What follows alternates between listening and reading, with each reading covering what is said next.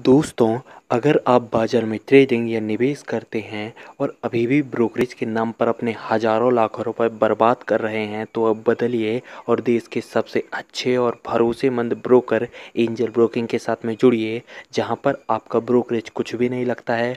Brokerage लगता है तो सिर्फ इंट्राडे ट्रेड में, वह भी सिर्फ 20 रुपये। तो लिंक डिस्क्रिप्शन में है, वहां पर जाकर आप अपना अकाउंट ओपन करा सकते हैं एंजल ब्रोकिंग से।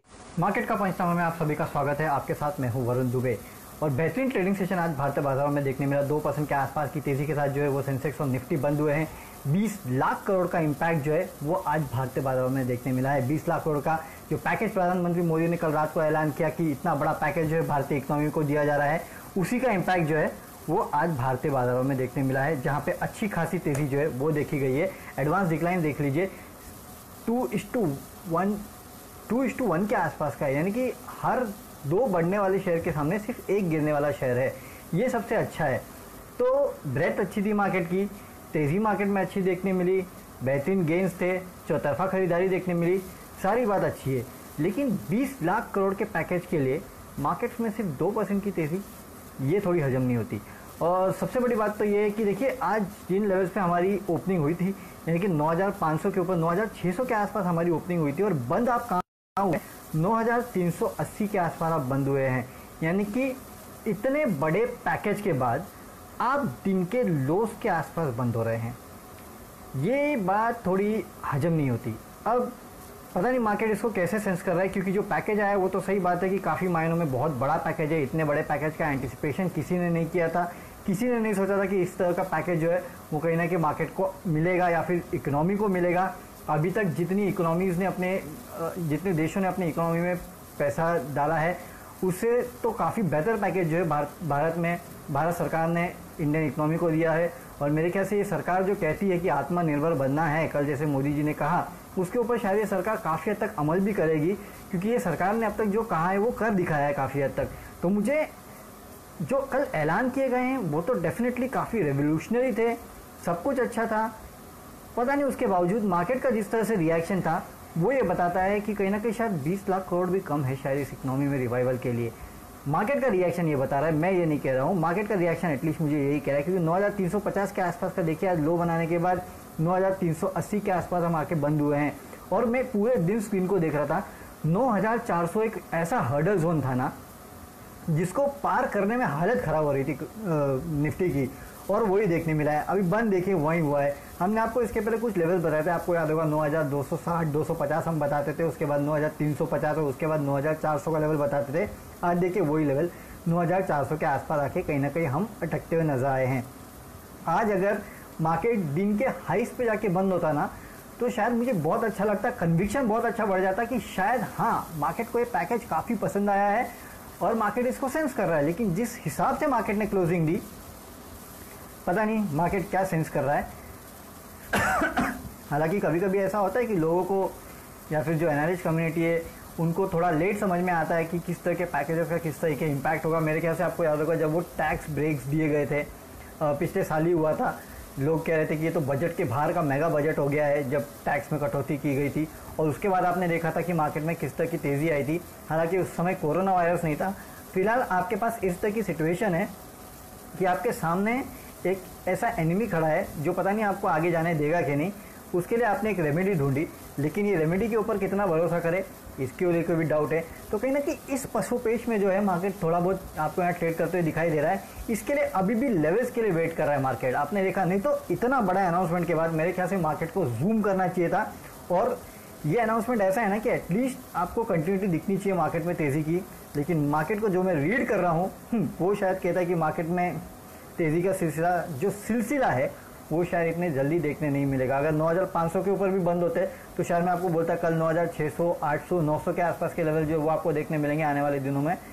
लेकिन अब ऐसा लग नहीं रहा है। देखते हैं कब जाके 9,500 के ऊपर जाके बंद होते हैं। उसके बाद शायद मेरे ख्याल से मार्केट में नई तेज़ी जो है 10,000 के आसपास आपको लेके जाएगी। हालांकि अभी भी एफएम की बैठक है, अब एफएम बताएंगी धीरे धीरे करके कि इस तरह की राहत दी जाने वाली है और मेरे ख्याल से काफ़ी कुछ इकोनॉमी को दिया जाएगा। लेट्स वेट एंड वॉच कि क्या होता है।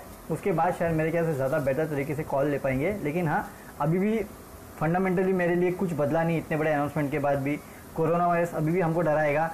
और उसके साथ ही हमको ट्रेड भी करना है, तो फिर से लेवल्स जो है हमारे लिए इंपॉर्टेंट हो जाते हैं और उन्हीं लेवल्स पे आपको ट्रेड करना है। नीचे की तरफ 9350 पहला इमीडिएट सपोर्ट है, उसके बाद 300, फिर वही 260 और ऊपर की तरफ 9500 के बाहर अगर हम निकलते हैं तो शायद आपको थोड़ी और बड़ी तेज़ी जो है वो देखने मिलेगी। चलिए सवाल जवाब का सिलसिला शुरू करते हैं। मिनल प्रियदर्शी पूछे हैं जुबिलेंट लाइफ। देखिए आज जुबिलेंट लाइफ में काफ़ी बेहतरीन तेज़ी देखने मिली, क्योंकि ये जो गिलियड फार्मा की जो दवा है कोरोना के लिए जो उन्होंने निकाली है, उसको दुनिया भर में सप्लाई करने का करीब इंडिया समेत 127 देश है जहां सप्लाई करने के लिए इन्होंने एक डील कर ली है। हालांकि उस डील की प्राइसिंग क्या होगी, उस डील को लेके और क्या क्या अपडेट होंगे, ये सब आना अभी बाकी है। लेकिन हाँ, डील कर लिए ये अपने आप में एक बड़ी बात है। उसके वजह से 5% के आसपास चला ये अच्छी खबर है, नो डाउट। लेकिन मैं मैक्वेरी का एक नोट पढ़ रहा था, वो कह रहे थे कि इससे इस कंपनी को प्रॉफिट में कोई फ़ायदा होने वाला नहीं है बहुत बड़ा, ऐसा कोई फ़ायदा नहीं होगा कि ये टर्न अराउंड हो जाए। हालांकि एक बात याद रखिए, ऐसी कोई और इसके साथ साथ सिप्ला को भी मिली है वो दवा, और करीब 5 कंपनियां हैं जो ये काम करने वाली है, उसमें 2 इंडियन, सिप्ला और जुबिलेंट लाइफ है। न्यूज़ बड़ी है, मैक्वेरी शायद इसको अभी बोल रहा है कि शायद नहीं देखने मिलेगा आपको उतना। हालांकि मैं भी यही कह रहा हूँ कि थोड़ा टर्म्स अगर सामने आ जाए ना तो ज़्यादा क्लियर पिक्चर आ जाएगी। लेकिन अपने आप में डील बड़ी अच्छी है। आज चला है ये काउंटर 428 के आसपास है, मेरे ख्याल से एक्यूमुलेट करने के लिए तो ये लेवल थोड़ा ओके टाइप है। थोड़ा अगर और यहाँ से गिरता है मेरे ख्याल से तो शायद आपके पास खरीदारी के जो है बहुत बेहतरीन मौके होंगे। 460 के आसपास जो इस कंपनी का 100 डे डीए में है, उसके आसपास आप स्टॉप लॉस लगाइए और उसको लेके ट्रेड कीजिए। थोड़ी गिरावट में ट्रेड करेंगे, 460 के आसपास है ना, तो 428 के आसपास ट्रेड करें, तो मैंने गलत बता दिया आपको। तो आप ठीक है, इस काउंटर को 10-20 रुपये नीचे आने दीजिए 410 के आसपास, तब ट्रेड करना और 400 का स्टॉप लॉस लगा लेना, उसके बाद ही इसमें ट्रेड करना। मेरे ख्याल से थोड़ा कूल ऑफ होने के चांस जो है वो इस काउंटर में यहाँ से भी मुझे दिखाई देते हैं। चलिए इसके अलावा और कौन से सवाल आ रहे हैं? अच्छा, इक्विटास पे सवाल आ रहे हैं मनोज डाका का। देखिए इक्विटास काउंटर ठीक ठाक है, लेकिन अभी देखिए इसको ग्लोबल इंडेक्स जो है स्मॉल कैप उसमें से भी निकाल दिया गया है, तो उसका इम्पैक्ट जो है आपको इस काउंटर पे देखने मिलेगा। हाँ, मेरे ख्याल से इक्विटास जैसे काउंटर से आपको अभी दूर रहना चाहिए। फिलहाल ये सही समय है नहीं इन काउंटर्स में, भले ये काउंटर में तेज़ी देखने मिल रही है कुछ समय आज एटलीस्ट, क्योंकि जिस तरीके से न्यूज़ फ्लोज है 52 के आसपास ये काउंटर ट्रेड कर रहा है। मेरे ख्याल से ज़्यादा जूस मुझे इस काउंटर में दिखता नहीं है। इक्विटास, उज्जीवन जैसे काउंटर से अगर आप दूर रहेंगे तो आपके लिए ज़्यादा बेटर है। मेरे ख्याल से इन काउंटर्स में सही समय नहीं है पैसा लगाने का। वशिष्ठ पारिक कुछ 6000 शेयर्स वेदांता के सिस्सा गोवा टाइम के, please advice what should I do, I am a long term investor. यार सिस्सा गोवा के टाइम पे है तो मेरे ख्याल से कन्वर्ट होकर मिले होंगे, क्योंकि बर्जर सब हुआ था इस कंपनी में। तो देखिए वशिष्ठ जी, मेरे ख्याल से अब इस कंपनी की वेदांता की डी लिस्टिंग की बातें चल रही है। हालांकि काफ़ी सारे न्यूज़ में जो पढ़ रहा था उसमें कह रहे थे कि डी लिस्टिंग जो है वो एटलीस्ट 100 रुपये के ऊपर के लेवल की होगी। अब मेरे ख्याल से आपका कन्वर्जन के बाद क्या लेवल आया है ये सब तो मुझे पता नहीं है, लेकिन हाँ वेदांता जो है इसकी अगर डी लिस्टिंग होती है तो इस लेवल पे डी लिस्टिंग तो होनी नहीं है। 100 रुपये के ऊपर ही जो है इस कंपनी की डी लिस्टिंग होते हुए नजर आएगी। तो उस लिहाज से मेरे ख्याल से आपको अभी तो होल्ड करना चाहिए। वैसे फंडामेंटल्स कुछ खास नहीं है स्टील इंडस्ट्री के, बट जो डी लिस्टिंग की न्यूज़ है इसके चलते काउंटर जो है आने वाले कुछ दिनों में अच्छी खासी तेज़ी जो है वो दिखा सकता है। इसके लिए मेरे ख्याल से आपको इस काउंटर को अपने पोर्टफोलियो में रखना चाहिए। मतलब अभी आपके पास है तो इस काउंटर को रखिए, इतनी जल्दबाजी मत करना बेचने की, उसके बाद देखेंगे कि क्या होता है। लेकिन हाँ, होल्ड है मेरे ख्याल से ये काउंटर आपको इस लेवल पे भी। BHL पे चैतन्य सोमिया पूछ रहे हैं। देखिए BHL मेरा फेवरेट काउंटर में से नहीं है, लेकिन देखिए जिस हिसाब से मोदी जी कह रहे हैं कि आत्मनिर्भर आपको रहना है, यानी कि डोमेस्टिक इंडस्ट्री पे ज़्यादा फोकस होगा। अब आज ये जितने भी कैपिटल गुड स्टॉक्स थे ना ये चले, आप देख लेना, L&T है, भेल है, ये सब चले। क्यों चले? क्योंकि अगर आप डोमेस्टिक इंडस्ट्री लगाओगे, डोमेस्टिक इंडस्ट्री कंजम्पशन को डिमांड, डोमेस्टिक प्रोडक्ट्स को अगर आप ज़्यादा तूल दोगे तो जाहिर सी बात है डोमेस्टिक प्रोडक्शन जो है वो ज़्यादा होगा। डोमेस्टिक प्रोडक्शन अगर ज़्यादा हो रहा है तो कैपिटल गुड्स कंपनीज जो है उनको फ़ायदा होगा। लेकिन क्या भेल को फ़ायदा होगा, ये डाउट है। सीधी सीधी बात मैं आपको बोलता हूँ, 27 के आसपास काउंटर ट्रेड कर रहा है। स्ट्रिक्ट स्टॉप लॉस के बिना इस काउंटर को ट्रेड मत करना, अपने पोर्टफोलियो में इस काउंटर को मत रखना। नो डाउट बहुत सस्ता है, सरकारी कंपनी है, 23-24% चला, हो सकता है 1-2 दिन और चले, तो इसके लिए मैं कह रहा हूँ कि आप ट्रेड कीजिए इस काउंटर को, है ना। एक स्टॉप लॉस रख लीजिए 1 रुपये के आसपास का, और 2-3 रुपये के आसपास के लिए इस काउंटर को आप ट्रेड कर सकते हैं। उससे ज़्यादा कुछ मत करना है इस काउंटर पे। अगर कैपिटल गुड्स इंडस्ट्री चल भी जाती है तो उसका सबसे बड़ा फायदा तो एल को होगा, जो दिग्गज है इस पूरे सेक्टर में। तो लेना है अगर आपको तो एल लीजिए ना, ये लेके क्या फ़ायदा है। तो इसके लिए मैं बोलूँ कि भेल जैसे काउंटर लॉन्ग टर्म के लिए नहीं है, मीडियम टर्म के लिए है, ट्रेड करिए, निकल जाइए। Swapnil Oswal AU small finance पे बोल रहे हैं। देखिए AU small finance no doubt counter ठीक है, आज मेरे ख्याल से काउंटर चला भी है, लेकिन पिछले कुछ दिनों में इस काउंटर की जो हाल हुए हैं और जिस तरह से डाउनग्रेड इस काउंटर में देखने मिले हैं वो थोड़े डरा देने वाले हैं। लेकिन एक बात और साथ में है कि जितनी पिटाई इस काउंटर की हो चुकी है ना, इस काउंटर के जो लेवल्स है वो काफ़ी लुक्रेटिव नज़र आते हैं। धीरे धीरे करके एक्यूमुलेट कर सकते हैं, लेकिन पूरा 100 रुपये अगर आप लगाना चाहते हो तो 100 रुपये मत लगाना इस काउंटर में। 25-30 रुपये के आसपास 100 में से 30% आप चाहिए तो इस काउंटर में लगा सकते हैं, उससे ज़्यादा इस काउंटर में लगाना मत, और उसके बाद ट्रेड कीजिए तो मेरे ख्याल से ज़्यादा बेटर होगा। लेकिन हाँ, इन लेवल्स पे सिर्फ यही बोल सकता हूँ मैं कि एक 100 में से 30 रुपये लगाइए और वेट एंड वॉच के मोड में रहिए। महेंद्र करोड़िया HUL पे कुछ राय दे sir long to medium term के लिए। देखिए लॉन्ग टू मीडियम के लिए मेरे ख्याल से मुझे काफ़ी अच्छा लगता है। अब देखिए एक बात आप कभी भी याद रखिए, अगर सरकार पैकेज दे रही है ना, तो ज़्यादा से ज़्यादा ये सब पैकेजेस जो है ना वो किसके तरफ जाते हैं, वो जाते हैं रूरल इकोनॉमी के तरफ, SMEs के तरफ। तो जब इसके तरफ जाते हैं ना पैकेजेस, तो कंजम्पशन अपने आप बढ़ता है, ये बात आपको याद रखनी है। मैं थोड़ा सरप्राइज था, मुझे आज ऐसा लगा था कि शायद कंजम्पशन स्टॉक्स चलेंगे, बट वो हुआ नहीं। किसी भी इकोनॉमी में अगर आप इतना पैसा झोंकोगे तो कंजम्पशन को बूस्ट मिलता है।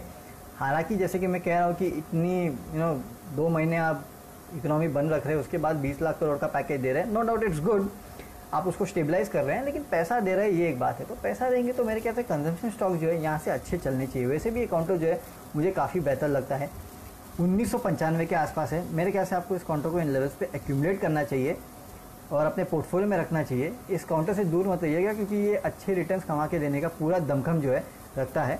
इसके लिए जितना गिरेगा उतना मेरे ख्याल से एक्यूमुलेट करना चाहिए, धीरे धीरे करके एक्यूमुलेट कीजिए इस काउंटर को, आगे जाके आपको अच्छे रिटर्न जो है ये काउंटर कमा के दे सकता है।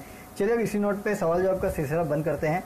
अब से कुछ ही देर में फाइनेंस मिनिस्टर की जो प्रेस कॉन्फ्रेंस है वो होने वाली है, तो वो आपको बताएंगी कि क्या क्या किस तरह से पैकेज किसको दिया जा रहा है, कौन सी इंडस्ट्री को दिया जा रहा है, इसके क्या मायने हैं, कितना किसको कब मिलेगा, ये सब डिटेलिंग जो है वो फाइनेंस मिनिस्ट्री आज करेगी। निर्मला सीतारमण मैम जो है वो अब करने वाली है, अब से कुछ ही देर में 4 बजे के आसपास। तो CNBC आवाज़ पे जुड़े रहिए। हमने आपको सबसे पहले बताया था कि पैकेज आने वाला है और अब ये पैकेज आ चुका है। हमने आपको बताया कि आज FM प्रेस कॉन्फ्रेंस करने वाली है, वो प्रेस कॉन्फ्रेंस होने वाली है और इसकी जितनी भी बारीकियां हैं आपको सिर्फ और सिर्फ CNBC आवाज़ पे देखने मिलेगी और पूरी तरीके से हम समझाएंगे कि इसके मायने क्या है और इसके चलते इकोनॉमी और स्टॉक मार्केट्स को किस तरह का फ़ायदा होने वाला है। तो आपसे कुछ ही देर में CNBC आवाज़ पे जुड़े रहिए, आपको पता चलेगा FM की बैठक, FM की जो प्रेस कॉन्फ्रेंस है उसमें से क्या पॉइंट्स निकल के आए। हमारे जितने भी एक्सपर्ट्स और एंकर्स हैं आपके साथ जुड़े रहेंगे और कल इसी समय हमारे साथ इस प्लेटफॉर्म पे जुड़ना, तो आपके बच्चों के सवालों का जवाब देंगे और सुबह सुबह भी हमारे साथ जुड़े 7 बजे, तो हम आपको बताएंगे कि कल मार्केट्स को कैसे ट्रेड करना है, ग्लोबल क्यूज़ क्या है। तब तक के लिए सी यू। दोस्तों, अगर आप बाजार में ट्रेडिंग या निवेश करते हैं और अभी भी ब्रोकरेज के नाम पर अपने हजारों लाखों रुपए बर्बाद कर रहे हैं, तो अब बदलिए और देश के सबसे अच्छे और भरोसेमंद ब्रोकर एंजल ब्रोकिंग के साथ में जुड़िए, जहां पर आपका ब्रोकरेज कुछ भी नहीं लगता है। ब्रोकरेज लगता है तो सिर्फ इंट्राडे ट्रेड में, वह भी सिर्फ 20 रुपये। तो लिंक डिस्क्रिप्शन में है, वहां पर जाकर आप अपना अकाउंट ओपन करा सकते हैं एंजल ब्रोकिंग से।